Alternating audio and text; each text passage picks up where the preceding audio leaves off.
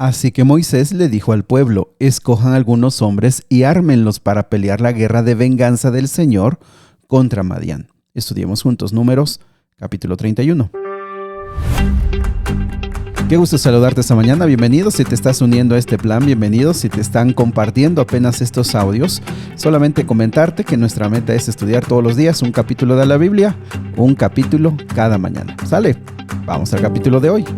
El capítulo de hoy es sumamente interesante y nos deja ver bastante de lo que es Dios y de lo que a veces a algunos les cuesta entender, comprender, pero también debemos estudiarlo. Tiene que ver con los juicios. El capítulo 31 es la guerra contra Madián. Este capítulo recuerda que nos relata una de las últimas batallas que Israel tuvo antes de entrar a la tierra prometida. Todavía no están peleando para la tierra prometida, pero están a punto de comenzar. Dios les ordena poner a juicio a los madianitas por haber seducido al pueblo de Dios en Baal Peor. Eso lo estudiamos en el capítulo 25. Aquí vemos la seriedad del pecado y cómo Dios guía al pueblo en justicia. Mis amigos, como les digo, en adelante cuando veamos más las guerras y veamos algunos actos de juicio, pues a veces complica para nuestra mentalidad y también nuestra vida espiritual y también para lo que estamos acostumbrados a escuchar en este tiempo, en esta época. Nos suena un poco difícil conciliar el juicio, la guerra, con el amor de Dios y su misericordia. Sin embargo, son temas que están en toda la Biblia, no solamente en el pueblo de Israel, también en el Nuevo Testamento. Vamos a ver, de hecho ya lo estudiamos, el desenlace de este mundo, la culminación de este mundo, los juicios de Dios, las plagas. O sea, hay una parte importante que tiene que ver con los juicios de Dios y también cuando el Señor pone un alto o pone un tope hasta donde llega la misericordia para los seres humanos. Del versículo 1 al versículo número 6, Jehová manda a Moisés que Israel tome venganza de los madianitas. Se eligen 1000 hombres de cada tribu, en total fueron 12,000. El sacerdote Finés lleva los utensilios sagrados y las trompetas. Y mis amigos, este no es una guerra política ni de conquista, sino es un juicio divino. Porque, como ya lo hemos mencionado, este pueblo vino y sedujo, trató de destruir al pueblo con mujeres y los corrompió a través de cultos paganos. Entonces, esto no es un tema de conquista, no es un tema de política, sino es un tema de juicio divino por la maldad de los madianitas. Recordemos que los madianitas también fueron descendientes de Abraham y también ellos pudieron, no lo sabemos cuánto tenían el conocimiento del Dios verdadero, pero ellos habían tomado otro camino. Así que en este capítulo vemos, amigos, cómo se manifiesta que el pecado no queda impune. El pecado no queda impune. Dios es paciente, pero su justicia siempre llega. Y les digo, a veces cuesta entender esto. Sin embargo, si en algún momento has pasado alguna injusticia y tú dices, bueno, lo pongo en las manos de Dios. Dios es paciente, pero su justicia llega y entonces te das cuenta que es bueno escuchar la justicia de Dios. Del versículo 7 al versículo número 12 es la victoria. Israel derrota a los madianitas, mata a sus reyes y a Balaam. Recuerda que Balaam fue el falso profeta que indujo al pueblo al pecado. Este falso profeta también murió aquí. Se llevan cautivas a las mujeres y niños junto con el botín. Aquí Balaam, que buscaba ganancias y prestigio, termina muriendo bajo el juicio de Dios. Qué interesante. Él tuvo la oportunidad porque tenía el conocimiento del Dios verdadero y también Dios habló a través de él. Con eso, Dios habló a través de él, Dios se comunicó con él. Sin embargo, su final fue terrible. Lo que resalta es que él nunca se entregó totalmente, a pesar de la evidencia, nunca buscó totalmente a Dios.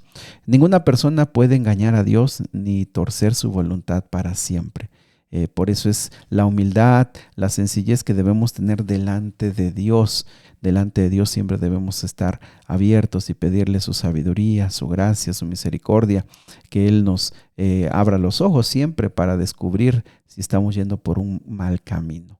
Del versículo 13 al 24 está el problema con las mujeres, porque, bueno, Moisés se enoja porque dejaron vivas a las mujeres, que fueron las que llevaron a Israel a la idolatría.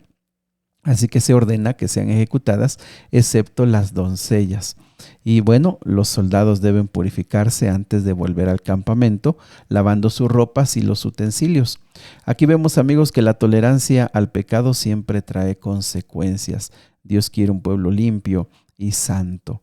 Nuevamente, insistir estas expresiones, estas lecciones chocan con nuestra mente actual. Sin embargo, compara lo que dice la tolerancia al pecado, trae consecuencias. Tú compáralo como, pues, imagínate que tú estás dejando que una enfermedad o permites que una enfermedad terminal llegue a tu vida y tú persistes en eso. Pues claro que no. Si hay algo que puede dañar tu vida y quitarte la vida, tú pues te debes alejar, no debes permitir que eso esté en ti.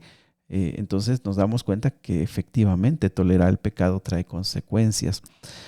Como veíamos también en ese capítulo de las mujeres madianitas, creo que muchas veces nuestro mayor enemigo no es externo, sino lo que permitimos que corrompa nuestro corazón. El enemigo regularmente busca la manera no de estar abiertamente desde afuera, sino irse colando a través de las cosas internas de nuestros sentimientos, nuestras emociones, pero también en la familia, en los negocios, a través de personas cercanas.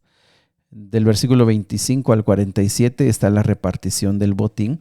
Dios ordena repartir el botín en dos partes, la mitad para los soldados y la otra mitad para el resto del pueblo. De ambas partes se entrega un tributo a Jehová. Fíjense qué interesante. Todo lo que recibimos, incluso de la victoria, debemos reconocer a Dios como el dueño. Lo que ganamos con esfuerzo debe ser consagrado a Dios en gratitud. Y es que creo que este es uno de los mayores ejemplos para entender la gratitud y devolver a Dios lo mejor. El Señor dio la victoria, el Señor permitió que nadie muriera, el Señor bendijo, y entonces ellos entienden, si no fuera por Dios no tendríamos esto. Es así como nace la verdadera gratitud a Dios y el verdadero sentido de devolver diezmos, ofrendas.